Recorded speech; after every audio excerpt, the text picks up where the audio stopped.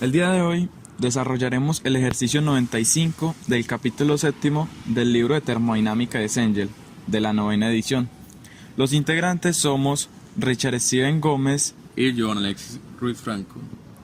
Empecemos. En el enunciado del ejercicio nos dice que hay un contenedor aislado que se muestra en la figura. Se evacúa inicialmente. La línea de suministro contiene aire que se mantiene a 150 psi y 140 Fahrenheit. La válvula se abre hasta que la presión en el contenedor es la misma presión en la línea de suministro. Determine la temperatura mínima en el contenedor cuando se cierra la válvula. Bueno, acá el proceso podemos reconocer dos estados. Entonces, en la figura vemos que hay una línea de suministro por la que pasa aire y a la cual está conectada un contenedor con una llave de paso. En un primer momento está pasando el aire por la línea de suministro. Después abrimos la llave y entra el aire al contenedor.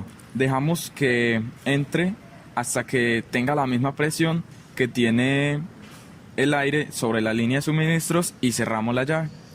En ese momento analizaremos la temperatura mínima que hay en el contenedor. En este ejercicio tomaremos las siguientes suposiciones. Primero, tomaremos el aire como gas ideal. Segundo, asumiremos que el proceso es adiabático, debido a que el sistema en general no intercambia calor con sus alrededores.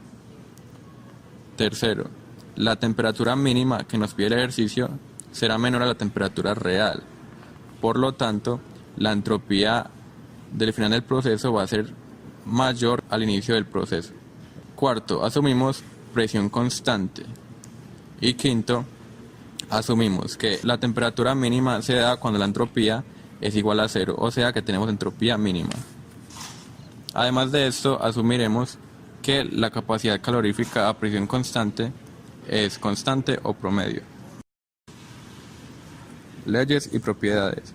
En este caso tomaremos como leyes y propiedades ecuaciones que describen el balance de entropía para un gas ideal a presión constante y la definición de entropía para un sistema internamente reversible, como se puede ver en la imagen. Para desarrollar el ejercicio, partamos de analizar qué nos están preguntando. Entonces, nos piden hallar la temperatura mínima que alcanza el aire al final del proceso.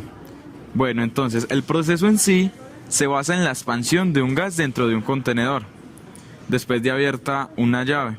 Al ser este proceso irreversible, entonces contamos con un aumento de la entropía. Empecemos entonces desde la definición de entropía, que nos dice que el diferencial de entropía es igual al diferencial de calor sobre temperatura. Haciendo un despeje, tenemos que la temperatura por el diferencial de entropía es igual al diferencial de calor. De las suposiciones que colocamos al inicio, tenemos que la presión es constante y tomamos el aire como un gas ideal. Con eso, el diferencial de calor es igual al diferencial de entalpía, que a su vez es igual a la temperatura por el diferencial de entropía. Sabemos que el diferencial de entalpía es igual a la capacidad calorífica del aire por el diferencial de temperatura.